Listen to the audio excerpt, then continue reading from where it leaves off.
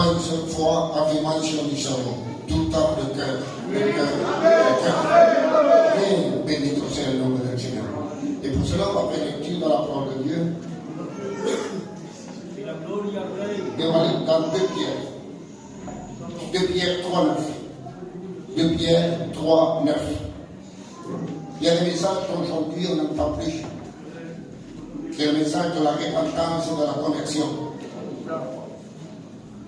Aujourd'hui, il y a trop de connaissances, trop d'instructions. Comprenez ça. Que Dieu nous aide, Seigneur Jésus. Un jeune chrétien, plutôt quelqu'un qui va à l'avenir, m'a dit, pourquoi tu ne modernises pas ta façon de prêcher? Pourquoi tu ne changes pas ton bon de serviteur? Et façon de parler. J'ai dit, moi j'ai commencé avec une Peugeot 404 et je finirai avec une Peugeot 404. Amen. Il ne faut pas moderniser l'évangile. Il faut le laisser tel qu'il est. Il ne faut pas moderniser les cantiques. Il ne faut pas moderniser la prière. Amen. Il ne faut pas moderniser une mission. Amen. Tout doit être en accord avec la Bible. Le monde change. Mais l'Église ne doit pas changer. Amen. Le monde devient moderne. Mais l'Église doit rester biblique. D'après la parole selon la parole. Béni tout cet homme de Seigneur. Jésus a dit en ces ténèbres tous ceux que je vous ai prescrits. La Bible. La parole de Dieu. Béni tout Seigneur. Jésus a commencé à prêcher la repentance. La première prédication de Pierre, c'est la repentance. La première prédication de Paul, c'est la repentance.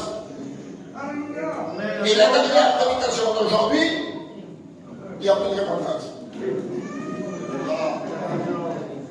Il fallait continuer jusqu'à la fin. Jusqu'à la fin. Béni tout Seigneur. Il y a un temps de perdu.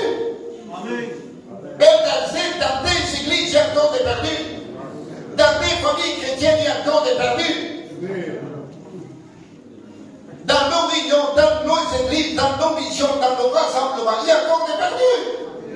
Qui ont besoin d'une parole de repentance. Qui ont besoin de comprendre de ceci qu'il faut abandonner le péché du monde. Qu'il ne faut pas la décision de donner sa vie à Dieu une fois pour toutes. Que ce n'est pas suffisant d'aller à la réunion. Ce n'est pas suffisant de dire c'est bien fait, la réunion elle était bien faite, bien prêchée, bien expliquée, bien détaillée. Ce n'est pas suffisant, ça ne sauve personne. Amen. Béni tout Seigneur. Aujourd'hui, on prend 10 serviteurs qui vont évangéliser. C'est quoi qui compte sur les 10? L'expression, la façon, c'est le résultat qui compte. C'est le résultat qui soit sauvé. C'est qu'il y ait du fruit. Et aujourd'hui, beaucoup de chrétiens s'arrêtent à la façon, à l'expression. Quel homme de Dieu, quelle prédication. On fait des efforts comme les gens du monde quand ils entendent, excusez-moi, un chanteur du monde, un guitariste du monde, et on élève la personne. Et on loue la personne. Donc, comme autre. Jésus,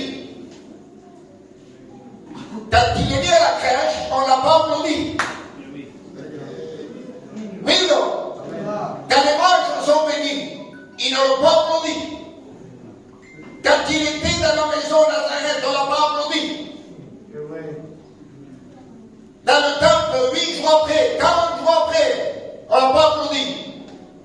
Dans le Jourdain, on ne l'a pas applaudi. Dans le désert, on ne l'a pas applaudi. Crucifié, on ne l'a pas applaudi. Dans le tombeau, on ne l'a pas applaudi. Il est ressuscité, on ne l'a pas applaudi. Il est monté en haut, il est à la droite de Dieu, on ne l'a pas applaudi. Et aujourd'hui, on applaudit les hommes. Ne donnez pas à Dieu ce que Dieu ne vous a jamais demandé. Vous avez compris ça? On applaudit pas le Seigneur, il n'a jamais demandé ça à Dieu. Amen. Et ce qui demande, il faut ne donne pas. Béni ton Seigneur de la Seigneur de la gloire. Alors, regardez ce que Pierre va dire. Il va dire que pas dans l'accomplissement de la promesse. Comme quelques-uns le croient. Il ne parle pas des païens, il parle des chrétiens. Mais une patience envers vous, ne voulant pas qu'aucun périsse, mais voulant que tous arrivent à la repentance. C'est la volonté de Dieu, c'est le désir de Dieu, c'est ce que Dieu veut. C'est que tous parviennent à la repentance. Et la prière s'adresse à des chrétiens. Au lieu de se casser la tête en disant Dieu tarde, Jésus tarde. Casse-toi la tête avant si tu as plein avec Dieu. Si tu es prêt à partir avec Dieu. Quel est le Seigneur? Si je suis l'homme, vous le dites, et je continue. Désolé, il y a des frères qui ont écouté déjà cela, je ne vais pas dire l'exemple privé. Dans notre peuple, il y a des hommes, des femmes, qui ressemblent au jeune homme riche. Le jeune homme riche d'aujourd'hui, ils connaissent l'évangile. Qu'a-t-il dit le jeune homme riche? Que dois-je faire? Il n'a pas dit que dois-je croire? Que dois-je faire? Ils veulent faire, ils veulent faire, ils veulent faire. Et quand les hommes veulent faire, c'est pour être vus. Que dois-je faire pour hériter la vie éternelle? En voulant dire, je dois la mériter, j'ai les moyens. Il avait la facilité de faire parce qu'il était riche. Il croyait qu'en offrant des sacrifices et faisant des bonnes actions, il méritait le ciel. Et Jésus dit, observe la loi, les commandements. Il a dit ça, je le connais depuis mon enfance. Que me manque-t-il encore? Il faut avoir du tout payé pour mélanger à Jésus. Que me manque-t-il encore? Et Jésus m'a dit, si tu veux être parfait, c'est ce qu'il voulait. Amen. Béni ton Seigneur. Que me manque-t-il encore? Il est jeune, il a la vigueur, il a les moyens, il a l'argent, il a la connaissance, il a grandi dans un foyer chrétien, on va dire comme ça, il connaît la loi, il est admis dans le temple, il est admis dans les synagogues. En Israël, personne ne lui ferme la porte parce qu'il a la renommée. Quand il tape dans une porte, on lui ouvre. Amen. Il est bien vu de tout le monde. Un chrétien comme ça aujourd'hui, où on la voit? À l'école biblique. Il n'est pas converti. Il connaissait par le moyen de son cerveau. Mais dans son cœur, il n'y avait rien. Tout était visible extérieur. Et sa vie, c'était avec les hommes, mais avec Dieu, il n'y avait rien. Vous comprenez ça? Béni ton Seigneur de Dieu. Et pourtant, il avait tous les moyens, il avait la capacité, il avait tout. Mais il n'avait pas l'essentiel. Il n'avait pas le plus important. Il n'avait pas la vie. Il n'avait pas la vie. Amen. Et Jésus a dit, si tu veux être parfait, si tu veux la vie, va. Va tous ceux que tu as, distribue aux pauvres, puis viens chez moi. Et tu auras un trésor dans le ciel. Amen. Et le trésor dans le ciel, c'est la vie éternelle. Et lui, avec tout l'argent qu'il avait, il ne l'avait pas. Et quand il a dit au début, qu'on doit faire, après Jésus lui a dit ce qu'il fallait faire. Il ne l'a pas fait. Et aujourd'hui, c'est pareil. Je veux me baptiser, je veux venir à Dieu, je veux faire participant de l'église. Et le pasteur dit, mais tu dois faire ça, ça, ça. Ils font comme le jeune riche, ils baissent la tête et s'en vont tristes. Donc il y a un minimum à l'église, ceci n'est pas converti. Il a grandi dans un foyer chrétien, il a tout compris, il a tout saisi, mais il n'a pas mis en pratique. Et aujourd'hui, il y a des enfants qui ont grandi dans des foyers chrétiens, ils connaissent, ils savent. Ils sont capables d'expliquer certaines choses de la Bible, mais ils ne sont pas convertis. Ils ne sont pas convertis, il n'y a pas de véritable conversion. Amen. Aujourd'hui, Aujourd'hui, il faut reconnaître dans ton cœur que tu es pécheur. Confesser de ta bouche que tu as péché et délaisser le péché. Pas pour un temps, pas pour une semaine, pas pour 6 mois, mais à vie. À vie. Et dites au Seigneur, la conversion, c'est pas que j'abandonne le monde pour un temps. Je détourne mon visage du monde, je tourne le dos au monde, à l'idolâtrie, au plaisir du monde, à la convoitise mondaine, et pas pour un temps, mais pour la vie. Pour la vie. Et dites au Seigneur, de la guerre, je tourne moi. Alors si le jeune homme riche existerait aujourd'hui, le mettre à chantier, il fonctionne, trésorier, candidat. Comprenez ça? La vie de Dieu est intérieure. Et la vie extérieure doit refléter la vie de Dieu. Bendito sea le nom de Dieu. Elle est où la vie de Dieu en toi aujourd'hui? Elle est où la vie de Dieu? Au bout de tant d'années d'écoute à la parole de Dieu, elle est où la vie de Dieu? Il ne s'agit pas de vivre comme un chrétien, parler comme un chrétien, chanter comme un chrétien, prier comme un chrétien. Il s'agit d'être vrai, d'être authentique. Bendito sea le nom de Dieu. On prêche Christ revient et c'est vrai. Et tu l'entends, tu le comprends. Et tu n'es pas prêt. Tu n'es pas prêt. Mais il est temps ce soir que tu prennes la bonne décision. La bonne décision de dire, Seigneur, il faut que je mette ma part une fois pour toutes. Dieu ne cherchera jamais à toucher les sentiments ni l'émotion.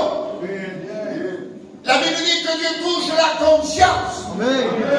La conscience. Quand c'est l'émotion qui est touchée, ce sont des larmes sentimentales. On pleure, mais sans lâcher le péché.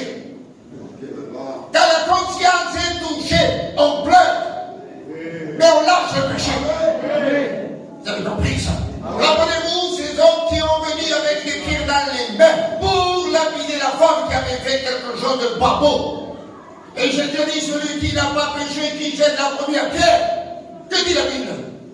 Dans Jean 8. Ils peuvent toucher dans leur conscience. Quand la conscience est touchée, on ne jette plus de pierre. Vous avez compris ça? Donc il est important qu'aujourd'hui, cet après-midi, tu prennes la décision, une fois pour toutes, d'appartenir à Dieu. Ce que Dieu veut, ce n'est pas un temps de ta vie, c'est toute ta vie. Dieu à la croix n'a pas donné n'importe quoi, n'importe qui. Dieu ne t'a pas évalué, estimé à n'importe quelle valeur. Tu connais la valeur à laquelle Dieu t'a estimé?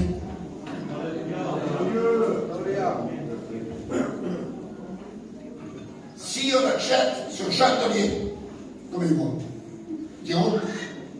On va dire Dieu roule. Si on ne donne pas les 10 euros, on n'aura jamais le chandelier. Dieu, pour t'avoir, il a dû donner son Fils, crucifié sur la croix. Et toi et moi, on ne vaut pas le prix que Dieu à lequel nous a estimés. Vous avez compris ça? Parce que Dieu ne nous a pas estimés selon la valeur que nous avons, mais il nous a estimés selon la valeur de son Fils. Il dit comme ça dans le ciel. Donc il a mis le prix très haut. Et c'est le prix que tu as aux yeux de Dieu. Et la Bible dit, tu as du prix à mes yeux. Amen. Et dit comme ça dans le ciel. Tu as de la valeur aux yeux de Dieu. Chrétien ou pas chrétien, païen ou chrétien. Tous les êtres humains de la terre ont de la valeur aux yeux de Dieu à cause du sacrifice. Amen. Et dit comme ça dans le ciel. On prend notre exemple. Ça c'est Matthieu 19. Le jeune homme riche. Avec tout ce qu'il avait, il n'était pas converti. Maintenant, on va prendre un deuxième exemple qui n'a rien à voir. C'est tout le contraire. Le jeune homme riche, c'est le plus haut placé. Le plus haut placé, on va dire. Maintenant, on va prendre le plus bas placé. Le plus bas. Et c'est Luc 7, à partir du verset 36. Excusez-moi, on n'est pas plus respectueux que la Bible. Amen. Parce que chez nous, les gitans, chaque fois qu'on prêche, pardon. Et pardon. Et on n'arrête pas de dire pardon. Donc si on était plus respectueux que la Bible. Et dans Luc 7, la Bible parle, excusez-moi, voilà, il faut le dire, de la femme pécheresse. La femme pécheresse à côté du jeune homme riche, c'est le jour et la nuit.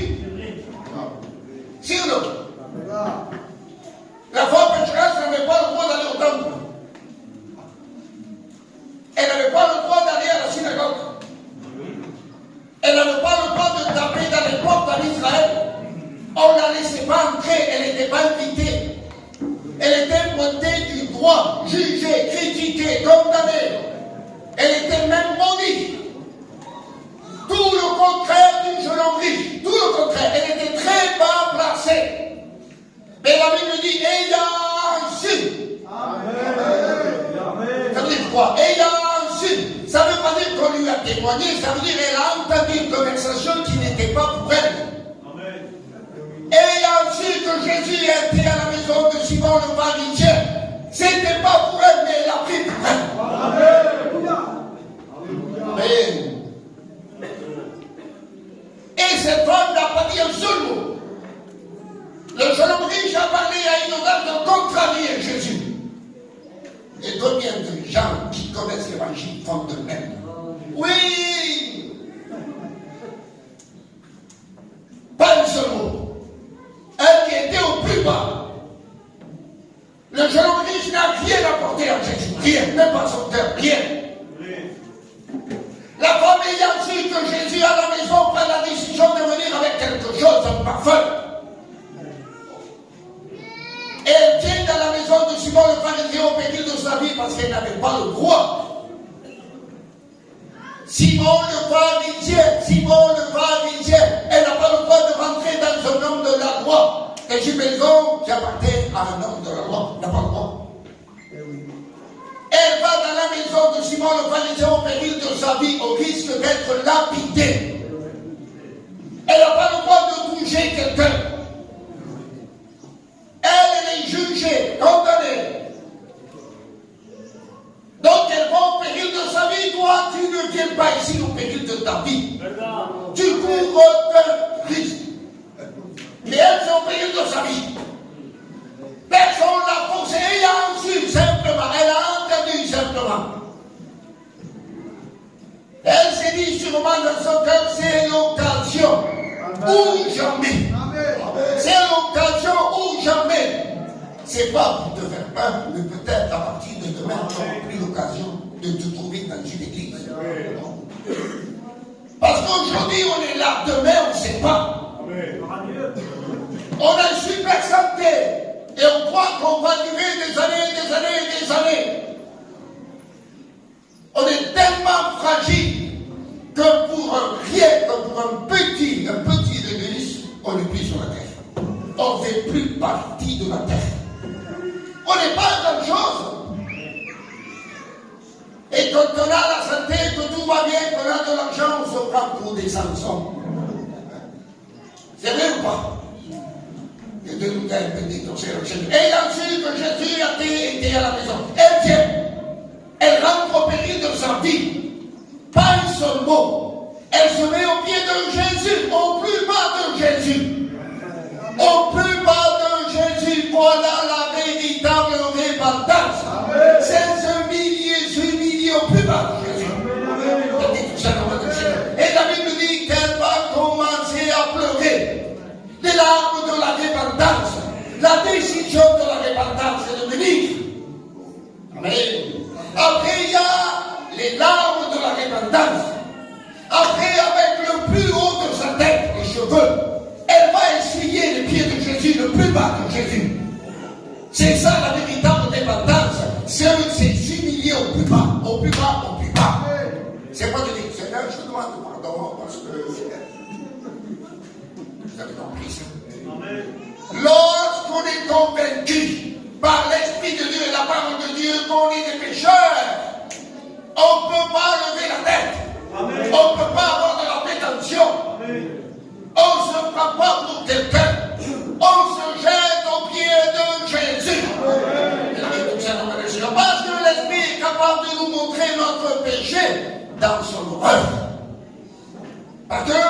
est bon aux yeux des hommes et des femmes, mais n'est pas aux yeux de Dieu.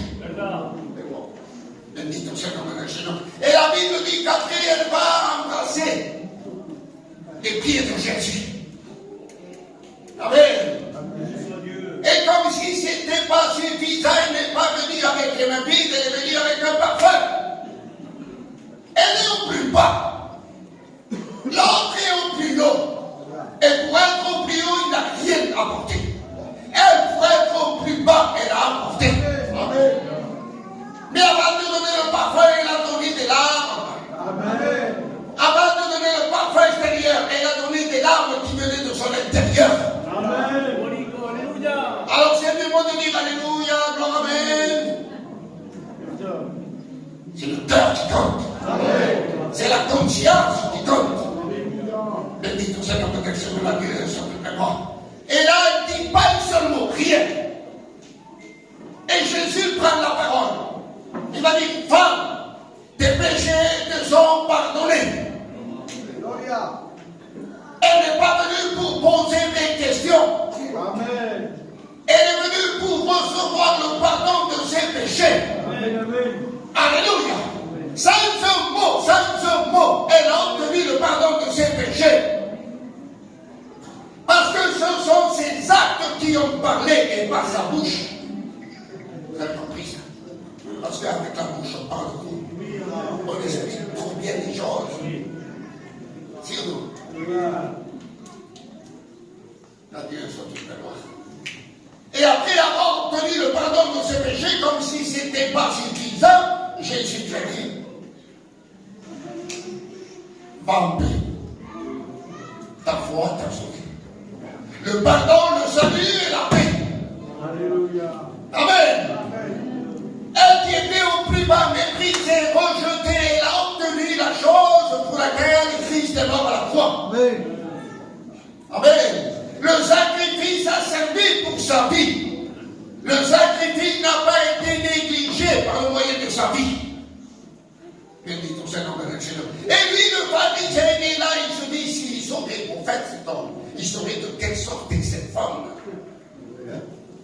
Excusez-moi, ne le prenez pas mal, il y a toujours des pharisiens qui voient le côté négatif, qui voient toujours le mal.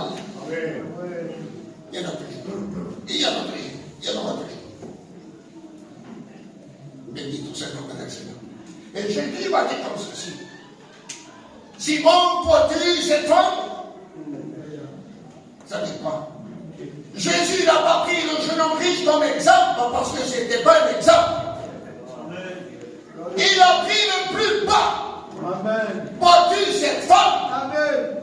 Elle a fait ce que toi tu devais faire, mais tu ne l'as pas fait. Tu es en train de la juger, mais tu n'as pas fait ton travail alors qu'elle a fait son travail.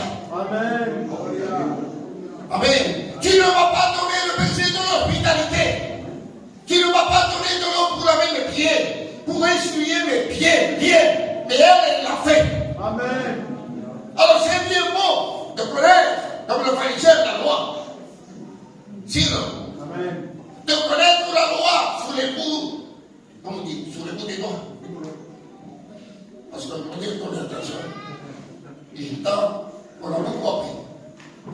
Sinon, moi j'étais approprié dans toute ma vie d'entrer à l'école. Très peu de moi. Et aujourd'hui, on se connaît. Mais qu'est-ce qu'on fait de ce qu'on connaît? Qu'est-ce qu'on fait de tout ce qu'on sait?